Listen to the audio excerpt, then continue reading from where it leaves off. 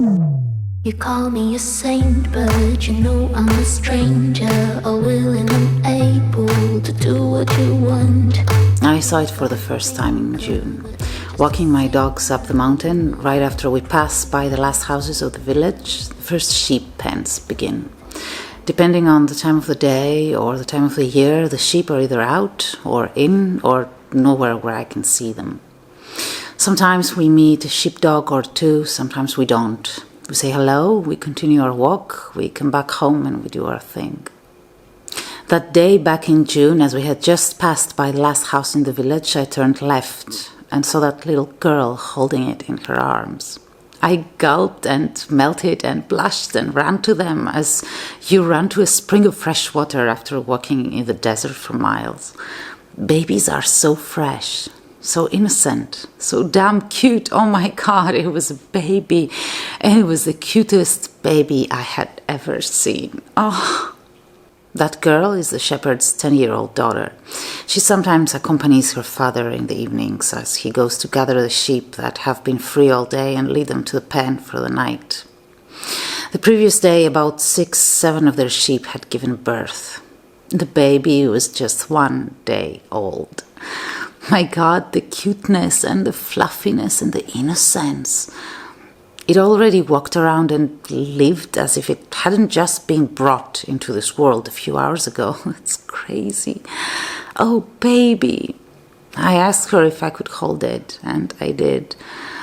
Experiencing the unconditional trust of a newborn animal fills you with some sort of responsibility that is difficult to place, especially in situations like this.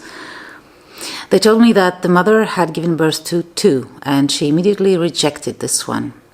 They had been trying to get her to breastfeed it, but she kept kicking it away, so they would probably have to bottle feed it if they wanted it to survive.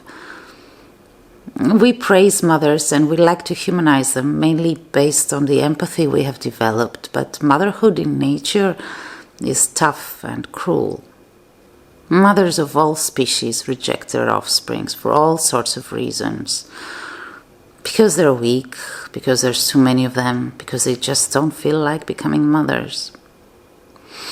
I posted that photo of me and my lamb.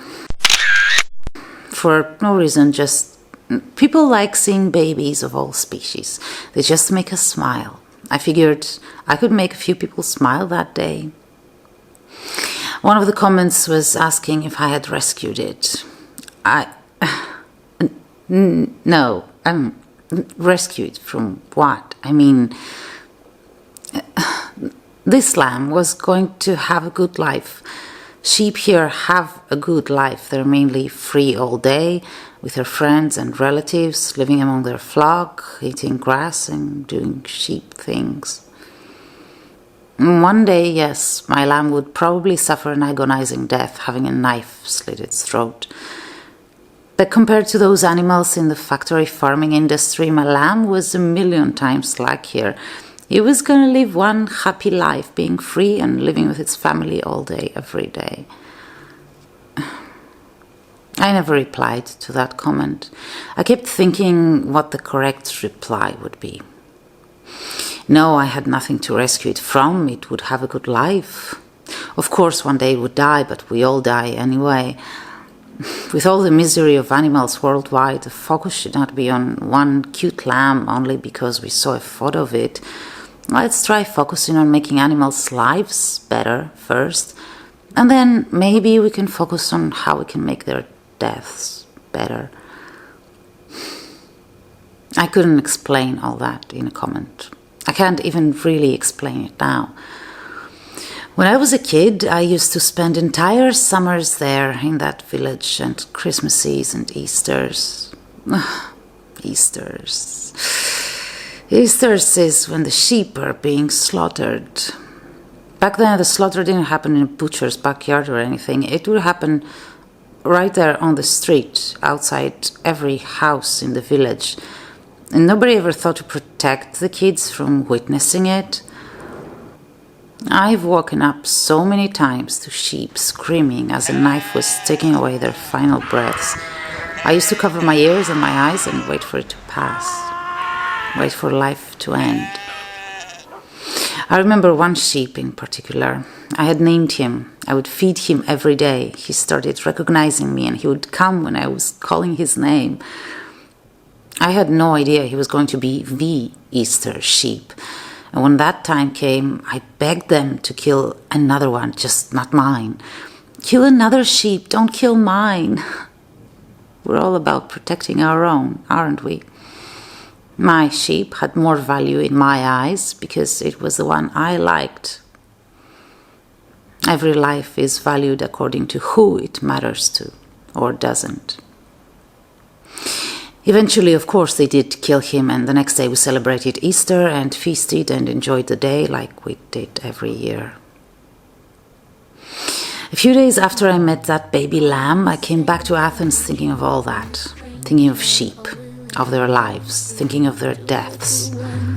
You think I'm a thinker, but I'm just a singer, all busy and pretty, just making believe. Boy, I'm falling, I'm falling, I'm falling, I'm falling, I'm falling down to obscurity. Don't let me ever be this alone. I'm falling, I'm falling, I'm falling, I'm falling, I'm falling. Shouldn't be trusting me, I could be making it all up, you know. I control, you don't know me. I'm a danger to myself. I control, you don't know me. I am fading unfelt. I went back to that village about a month later. I passed by the spot where we normally bump into the sheep, but they weren't there. Where would my lamb be, I wondered? Did it survive its mother's rejection? Had it grown? So my dogs enjoyed the walk, and on the way back, passing by the same spot again, I sat down for a while. And as I was sitting down, I felt something fluffy and soft running to me in slow motion, like a cotton cloud, making its way to me, all breezy and gentle. And it came right into my face and landed its head on my neck. Oh my God. Oh, the softness. You know, that lamb was like a puppy.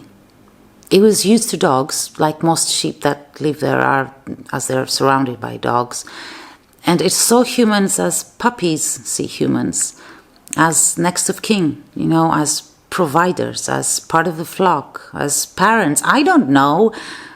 My lamb recognized humans. We had been recognized, accepted.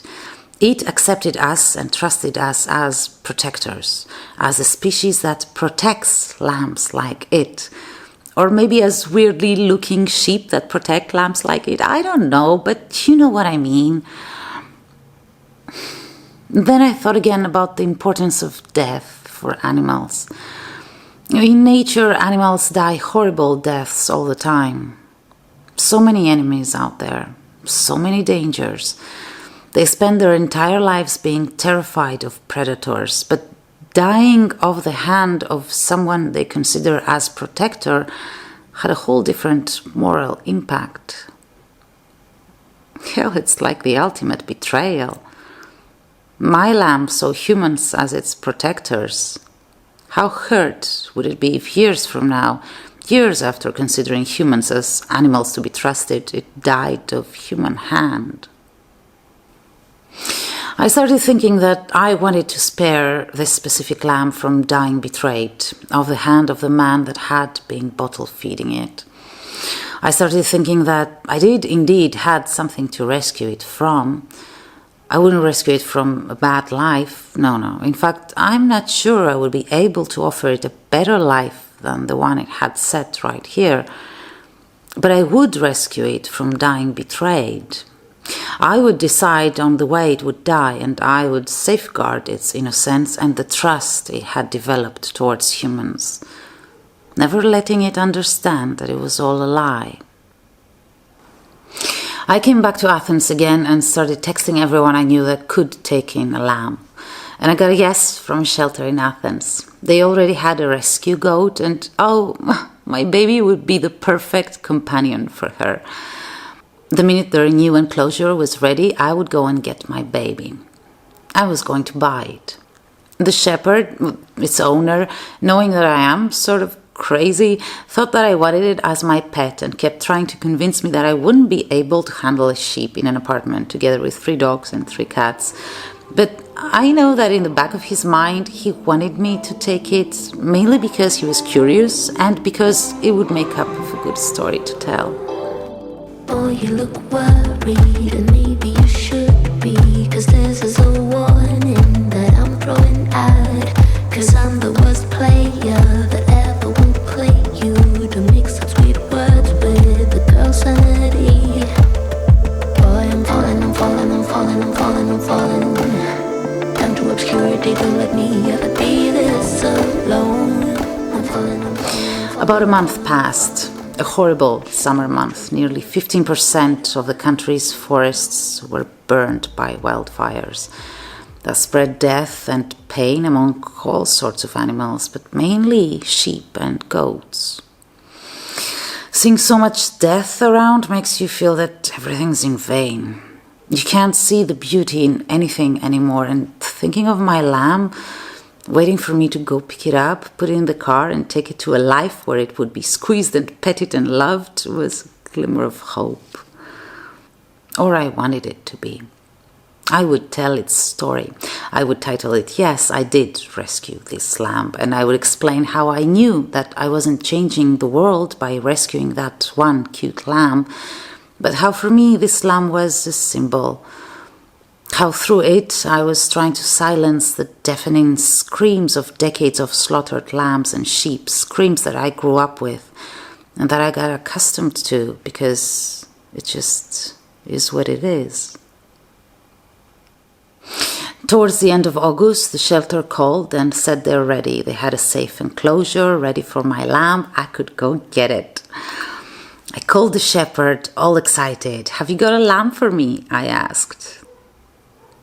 And the voice from the other end of the line came deep and dry, as if my question had just woken him up from a nightmare. "Oh, Valia," he said. "They didn't tell you.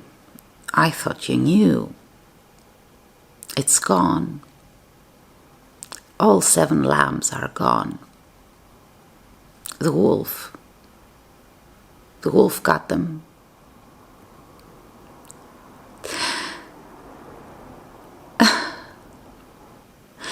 Oh, what a horrible death for my baby. What a brutal end to its short, innocent story. Nature, that killing, unforgiving beast, slapped me in the face that morning, leaving me unable to know what to feel, what to think. The wolf was one they had told me about 2 months ago. He was making his way some nights very close to the village, and they would find sheep dead and eaten the following mornings. They hated him. They would stand guard entire nights waiting to catch him in the act, but they never did. And I was hoping that they never did. Wolves like him don't end up well, and knowing that, I would put all my energy into hoping they would never ever see him, never catch him, never shoot him. I mean, there must be about 1,000 wolves remaining in Greece, according to the latest count, and there's 9 million sheep. So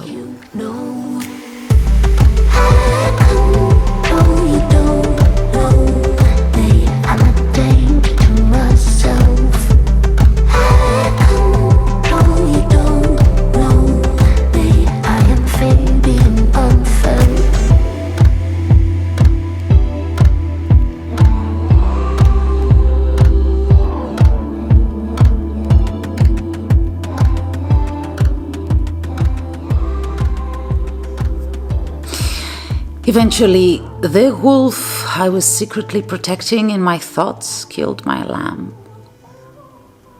And he left me with an empty feeling of having no one to blame, because there is no blame here. There is no fault, no sin. The only fault is mine.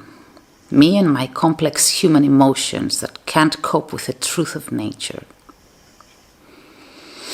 I was reading recently that the BBC's new natural history program will ignore the animal kingdom's violent side and instead highlight nature's calming elements as part of an effort to boost mental health during the coronavirus crisis. The article is titled "No Animal Violence, a More Calming Animal World." Nature is so difficult for us to handle, isn't it? All that violence. I remembered a few years ago my aunt had rescued this baby chick. Don't ask me what kind of bird it was. It was lying helpless on the ground and she took it home. The wildlife rescue organization gave her instructions on how to feed it and what to feed it and how to know if it's ready to fly and how to release it. And when it was ready to fly, she did let it go. And it flapped its wings and flew free for the first time. And as they were watching it fly away, a hawk passed by and grabbed it for breakfast. Hawks are majestic, beautiful animals. And so are wolves. And all predators. And nature is a freaking hellhole full of killing and death and blood and tears and innocent lives suffering agonizing deaths all the time. Because apparently for nature, innocence is an unknown word and the young ones are the tastier. Maybe that's proof of how humans, despite their crazy evolution, are very much children of this same nature all animals are. Violence. We just can't help it, can we? Violence is part of the animal in us. At least we have evolved in that, in the way we are killing. I mean, thinking of the incredibly tragic death of my lamb, I realized that among all predators, humans must be the ones that have figured out how to kill in the least violent way possible. The fastest one. If I was a lamb, I would prefer to have my throat slit in just 2 seconds than endure minutes and minutes of slowly being eaten alive. There's this quote that says, "A sheep spends its entire life afraid of being eaten by the wolf, only in the end to be eaten by the shepherd." Well, clever, I guess. But you know, sometimes a sheep spends its entire life being protected by the shepherd, only to be eaten by the wolf. Either way, the sheep will be killed and eaten. Oh, I don't know. Spending time in the countryside every now and then is a wake-up call for me. It helps me put nature into perspective for what it really is, not for what I want it to be. The other day I was watching this cute sheepdog that roams around the neighborhood sometimes. He's still a playful big puppy, basically, and I absolutely adore him. He had stolen what I thought was a shoe from a house down the street. I was chewing it and tossing it around, all excited. He looked so happy. As he came closer and sat down opposite my front porch, I noticed that it wasn't really a shoe. It was a young chick. He had been nibbling it for the past 15 minutes, that poor thing. As I was watching him, I suddenly saw the chicken blink, then taking one of its last heavy breaths. It was still alive. No, why did I have to see that? I guess I'm like that audience of wildlife documentaries. I cannot handle violence. Give me calming nature footage and let's all pretend that the food chain is not a thing. So, no, I didn't rescue that lamb. I'm not sure what's the purpose of this video. Maybe because I was the one who initially shared its face and its story, I feel obliged to complete what I started. And no, I didn't silence the screams of the Easter sheep of my childhood. In fact, I made them much more complicated than I ever wanted them to be. There is one thing that gives me some sort of relief, and it's the fact that my lamb never lost its innocence. There was one thing I wanted since the minute I saw it, and that was that it remained innocent all the way till the end. So it was killed by who it always knew to be an enemy, not by a human. Practically, it died thinking of humans as its protectors. In its 2-month-old innocent brain, we remain the almighty, benevolent species it always thought we were since the minute it was born.